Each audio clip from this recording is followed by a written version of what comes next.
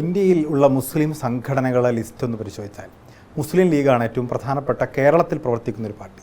നേരത്തെ സഞ്ജു സൂചിപ്പിച്ച ജമാഅത്തെ ഇസ്ലാമി ഉണ്ട്, PDP ഉണ്ട്, ഇപ്പോൾ ജമാഅത്തെ ഇസ്ലാമിയുടെ വെൽഫെയർ പാർട്ടിയുണ്ട്, കശ്മീരിൽ PDP ഉണ്ട്. ഈ പാർട്ടികളിൽ എല്ലാ പാർട്ടികളും ഒരുപോലെ മതരാഷ്ട്രവാദികളാണ് എന്നുള്ളതാണ് ഇപ്പോൾ SFI പറയുന്നത്. അങ്ങനെയല്ലല്ലോ ഞങ്ങൾ പറഞ്ഞത്. ഇനിയിപ്പോൾ നിങ്ങൾക്ക് അങ്ങനെ ഒരു നറേഷനാണ് ആവശ്യമെങ്കിൽ അത് ഏത് അർത്ഥത്തിൽ ഞാൻ ചോദിക്കുന്നത്, ഇതിൽ ഇപ്പോൾ ഈ പറഞ്ഞതിൽ ഏത് സംഘടനയാണ് മുസ്ലിം സ്വത്വത്തിൻ്റെ പ്രശ്നങ്ങളെ അഡ്രസ്സ് ചെയ്യുന്നത്? ഇപ്പോൾ മുസ്ലിം സ്വത്വത്തിൻ്റെ പ്രശ്നങ്ങളെ മാത്രമല്ല, മുസ്ലിം സ്വത്വങ്ങൾ ഇപ്പോൾ ന്യൂനപക്ഷ, ഇപ്പോൾ പലപ്പോഴായിട്ടുണ്ടാകുന്നൊരു എല്ലായ്പ്പോഴും ഇത്തരത്തിൽ ന്യൂനപക്ഷ വർഗീയതയ്ക്കെതിരെയുള്ള ശബ്ദമുയർത്തുമ്പോൾ അത് മതത്തിനെതിരെയുള്ള വിമർശനമാണ്, അല്ലെങ്കിൽ മതം നേരിടുന്ന പ്രശ്നങ്ങളെ അട്ടിമറിക്കാനുള്ള ഇടപെടലാണ്. ഭൂരിപക്ഷ ന്യൂനപക്ഷ പ്രശ്നങ്ങൾക്കിടയിൽ എപ്പോഴും ന്യൂനപക്ഷ ഇടങ്ങൾക്കിടയിൽ എപ്പോഴും ന്യൂനപക്ഷത്തോടൊപ്പം ഐക്യപ്പെട്ട് നിൽക്കേണ്ടതായിട്ടുള്ള ഇടപെടൽ, ഇതിനോടൊക്കെ വിശാല കാഴ്ചപ്പാടുള്ള പക്ഷത്ത് നിൽക്കുന്ന ആളാണ് ഞാൻ. എന്റെ ചോദ്യം വളരെ ക്ലിയർ ആയിട്ടൊരു ചോദ്യം. അതാണ് ഞാൻ പറയുന്നത്. ജമാഅത്തെ ഇസ്ലാമിയെയും മുസ്ലിം ലീഗിനെയും, ഞാൻ MSF എന്നുള്ള ചെറിയ കൺസെപ്റ്റ് അല്ല, കുറച്ചുകൂടി ബ്രോഡായിരുത്താൽ, ജമാഅത്തെ ഇസ്ലാമിയെയും മുസ്ലിം ലീഗിനെയും സമീകരിക്കുന്നതോടുകൂടി കേരളത്തിലെ മുസ്ലിങ്ങൾക്ക് സംഘടിക്കാനുള്ളൊരു അവകാശത്തെയാണ് നിങ്ങൾ എതിർക്കുന്നത്. കാരണം കേരളത്തിലെ മുസ്ലിങ്ങൾ വളരെ കൂടുതലായിട്ടും സംഘടിപ്പിക്കപ്പെടുന്നത് മുസ്ലിം ലീഗിലൂടെയാണ്. ആ മുസ്ലിം ലീഗിനെ നോക്കിയാണ് നിങ്ങൾ വർഗീയവാദികൾ, മതരാഷ്ട്രവാദികൾ എന്ന് വിളിക്കുന്നത്. അപ്പോൾ ഈ മുസ്ലിങ്ങൾക്ക് അവരുടെ അരക്ഷിതാവസ്ഥയിൽ അവർക്ക് ചേക്കേറാനുള്ളൊരു ഇടം, അതിനെയാണ് നിങ്ങൾ നശിപ്പിക്കുന്നത്. അതിലൊരു പ്രശ്നമില്ലേ? കേരളത്തിലെ മുസ്ലിങ്ങളെല്ലാം ഏതെങ്കിലും സംഘടിപ്പിക്കപ്പെട്ട രൂപത്തിലല്ല എന്ന് അവരുടെ തന്നെ മേഖലയിലെ വിദഗ്ധരായിട്ടുള്ള ആളുകൾ പറയുന്നതായി കേട്ടിട്ടുണ്ട്. അവരുടെ തന്നെ മേഖലയിലെ അതിൽ തന്നെ പ്രത്യേകമായി പറയേണ്ട ഒരു പോയിന്റ് എന്ന് പറഞ്ഞാൽ, ഈ പറഞ്ഞ ജമാഅത്ത് ഇസ്ലാമിയുമായി ബന്ധപ്പെട്ട് ഇന്ന് മുസ്ലിം ലീഗിന് ഒരു ഭൗതിക നേതൃത്വമില്ല. എങ്ങനെ ഈ പ്രശ്നങ്ങളെ നേരിടണം, എങ്ങനെ ഈ പ്രശ്നങ്ങൾ അഭിസംബോധന ചെയ്യണം, എങ്ങനെ ഇതിനെ കൈകാര്യം ചെയ്യണം, ഈ RSS ഉയർത്തുന്ന ഈ അപകടകരമായിട്ടുള്ള മതരാഷ്ട്ര സങ്കല്പത്തെ, നിയോ ഫാസിസ്റ്റ് രൂപത്തിൽ ഇടപെട്ടുകൊണ്ടിരിക്കുന്ന ഈ മതരാഷ്ട്ര സങ്കല്പത്തെ, RSSൻ്റെ എല്ലാ തോതിലുമുള്ള ഈ അക്രമത്തെ എങ്ങനെ നേരിടണം എന്നുള്ള ഭൗതികമായിട്ടുള്ളൊരു നേതൃത്വം ഇന്ന് ആർക്കില്ല? മുസ്ലിം ലീഗിനില്ല. അതിൻ്റെ ഒരു ലാക്ക് അവിടെ കാണാൻ. അതാണ് ആ കാണുന്ന വെള്ളവും അതിനോടൊപ്പമുള്ള അതിൻ്റെ സാധനങ്ങളും കൊടുക്കുന്ന, അതിൻ്റെ പൂർണ്ണമായിട്ടുള്ള അത് പ്രൊവൈഡ് ചെയ്യുന്നത് ഇന്ന് ജമാഅത്ത് ഇസ്ലാമിയാണ്. ദാവൂദിന്റെ ഔട്ട് ഓഫ് ഫോക്കസ് അല്ല, ഞാൻ പറഞ്ഞു അതിലൊരു പ്രശ്നം നിലനിൽക്കുന്നത്, അതിൽ എനിക്കെതിരെ വന്നിട്ടുള്ളൊരു വിമർശനം അതാണ്.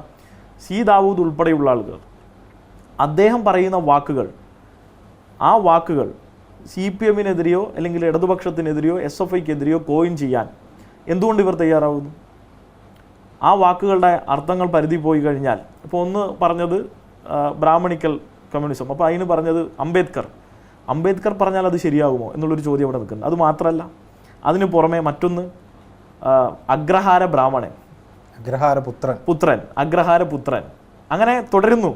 പിന്നെ എൻ്റെ ശരീരത്തിൽ പെറ്റുകിടക്കുന്ന സംഘപരിവാർ. ഇത് സ്വാഭാവികമായിട്ടും ഇസ്ലാമോഫോബിക് ആയ ഡയലോഗ്സ് ഉണ്ടാകുമ്പോൾ ഉള്ള പ്രശ്നമാണ്. ഇപ്പൊ കേരളത്തിൽ ഇസ്ലാമോഫോബിക് അല്ലല്ലോ. MSF സംസ്ഥാന പ്രസിഡന്റ് വർഗീയവാദ നിലപാടെടുക്കുന്നു. MSF വർഗീയവാദ നിലപാടാണ്. മണ്ണാർക്കാട് പ്രസംഗത്തിൽ സഞ്ജീവ് പറഞ്ഞത് കേരളത്തിലെ ലക്ഷണമൊത്തൊരു വർഗീയ സംഘടനയാണ് MSF. അതെ, അങ്ങനെ ആയി തീർന്നിരിക്കുന്നു എന്ന പ്രയോഗം അന്ന് നടത്തിയിട്ടില്ല. ഞാൻ പറയുന്നതിന് പ്രത്യേകമായി ഇന്ന് ഞാൻ പ്രത്യേകം തന്നെ പറഞ്ഞു, അതിന് ചരിത്രപരമായ സാധുതയില്ല. അല്ല, ചരിത്രപരമായി ഒരിക്കലും സാധുതയില്ല. വർത്തമാനങ്ങളിലേക്കൊന്നും ഞങ്ങൾ പോയില്ല. കാരണം ചരിത്രപരമായി എങ്ങനെ നിൽക്കുന്നു? ഇന്ത്യയിൽ നിൽക്കാൻ പറ്റില്ല. കാരണം അതെ, ഇന്ത്യ മുസ്ലിം ലീഗിന് ആദ്യമായിട്ട് പ്രാതിനിധ്യം കൊടുക്കുന്നതൊക്കെ കമ്മ്യൂണിസ്റ്റ് പാർട്ടിയാണ്. അതെ, അതിന് മുന്നേ പോവാം നമുക്ക്. ഇന്ത്യ വിഭജിക്കപ്പെടുകയും അന്ന് ജിന്ന പാകിസ്ഥാൻ വാദം ഉന്നയിച്ച് മുസ്ലിം ലീഗിനെ അങ്ങോട്ട് കൊണ്ടുപോവുകയും അതിനുശേഷം ഇവിടെ മദ്രാസിൽ വെച്ച് മുസ്ലിം ലീഗ് രൂപീകരിക്കപ്പെടുകയും ചെയ്തു. അന്ന് മതനിരപേക്ഷ കാഴ്ചപ്പാട് ഉയർത്തിപ്പിടിച്ചുകൊണ്ട് തലശ്ശേരി ഉൾപ്പെടെ ആദ്യഘട്ടത്തിൽ ഞാൻ കടന്നു വരുന്ന ജില്ലയിൽ നിന്നാണ് മുസ്ലിം ലീഗിൻ്റെ പ്രവർത്തനം യഥാർത്ഥത്തിൽ ആരംഭിക്കുന്നത്. അന്ന് ആ വരേണ്യബോധമുള്ള കുറച്ച് മുതലാളിമാരായ മുസ്ലിം ജനവിഭാഗത്തിനിടയിലാണ് ആദ്യമായി ഇടപെടുന്നത്. പിന്നീടാണ് മലബാറിൽ മറ്റ് ജില്ലകളിലേക്ക് അത് പടരുന്നത്, പ്രത്യേകിച്ച് മലപ്പുറം പോലുള്ള സ്ഥലത്ത്.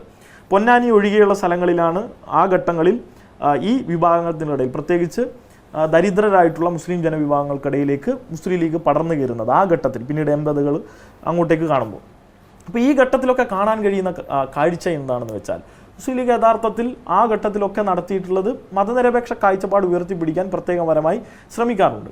എന്നാൽ പതിയെ ഇപ്പോൾ ഞങ്ങൾ ഇന്നെൻ്റെ പ്രസ് മീറ്റിൽ ഞാൻ പ്രത്യേകം മാധ്യമങ്ങളോട് പറഞ്ഞു, 2017 ശേഷമാണ് നവാസ് പ്രസിഡന്റായ ശേഷം MSF-ൽ ഞങ്ങൾ ഈ മാറ്റങ്ങൾ ചെയ്യാം. അത് ഇന്നാളുടെ മാറ്റം എന്നതിനേക്കാൾ അപ്പുറത്ത് തന്നെ അതിലുണ്ടാക്കിയിട്ടുള്ള അവരുടെ അക്നോളജ്മെൻ്റ് ഉണ്ട്. അതിൽ എന്താണ് അക്നോളജ്മെൻറ്റ്? ഈ രീതിയിൽ ഈ മേഖലയിൽ ഇടപെട്ടുകൊണ്ട് മാറ്റങ്ങൾ ഉണ്ടാവില്ല. അത് യഥാർത്ഥത്തിൽ ഉണ്ടാവേണ്ടത് നിങ്ങൾ ഈ പറഞ്ഞ സ്വത്വത്തെ നിലനിർത്തിക്കൊണ്ട് പറയുമ്പോൾ തന്നെയും ഈ പറഞ്ഞതുപോലുള്ള പ്രയോഗങ്ങൾ വരുന്ന രൂപത്തിലുള്ള തീവ്രപരമായിട്ടുള്ള വർഗീയവാദ നിലപാടുകൾ ക്യാമ്പസുകളിൽ ഒളിഞ്ഞും രഹസ്യമായും പരസ്യമായും പറയുക എന്നുള്ളതാണ്. അത് പറയുന്നത് ഞങ്ങൾ നേർസാക്ഷ്യം വഹിക്കാൻ ഞങ്ങൾ പറയുന്നത് ഇതിനു മുമ്പ് അവർ പറഞ്ഞിട്ടില്ല എന്നല്ല. 2017 തൊട്ട് ഇത്ര വരെ നിങ്ങൾ അതൊരു വ്യക്തത വരുത്തേണ്ട കാര്യം. 2017 ശേഷം ക്യാമ്പസുകളിൽ പഴയ MSFനും ഇപ്പോഴാണോ MSFനെ കുറിച്ച് പരാതി പറയുന്നത്, ഈ കാലഘട്ടത്തിൽ എന്ത് മാറ്റമാണ് പ്രകടമായി മതരാഷ്ട്രവാദം ഉന്നയിക്കുന്നു എന്ന് പറയത്തക്ക രീതിയിൽ തെളിവായിട്ട് നമുക്ക് പറയാൻ പറ്റും? അല്ല, അത് ഒന്ന് ഈ വിദ്യാർത്ഥി സമൂഹത്തിലെ ഇവരുടെ ഇടപെടൽ രീതികളാണ്. ഇടപെടൽ രീതികൾ എന്ന് പറയുമ്പോൾ നിങ്ങളിപ്പോൾ പറഞ്ഞതുപോലെ തന്നെ ഒരു കമ്മ്യൂണിറ്റിയെ ഞങ്ങൾ സംഘടിപ്പിക്കുന്നു. ആ കമ്മ്യൂണിറ്റിയെ സംഘടിപ്പിക്കുന്നത് ഏത് എക്സ്റ്റെൻറ്റ് വരെയാണ്, എങ്ങനെയാണ് എന്നൊരു ചോദ്യമുണ്ട്. ആ എക്സ്റ്റെൻറ്റ് അപരമത വിദ്വേഷം ജനിപ്പിച്ചുകൊണ്ടാവരുത്, അല്ലെങ്കിൽ മറ്റേത് MSFന് പറ്റുമോ? കാരണം MSFും KSU യൂണിയൻ അവർ ഒരു സഖ്യമായിട്ടാണ് മത്സരിക്കുന്നത്. അല്ല, അത് എല്ലായിടത്തുമില്ല, എല്ലായിടത്തുമില്ല. ചിലയിടങ്ങളിൽ അവർ ഒറ്റയ്ക്കുള്ള സ്ഥലങ്ങളിൽ ഒറ്റയ്ക്കുള്ളിടത്താണ് ഈ പ്രശ്നങ്ങൾ പലപ്പോഴും ഉണ്ടാവാറുണ്ട്.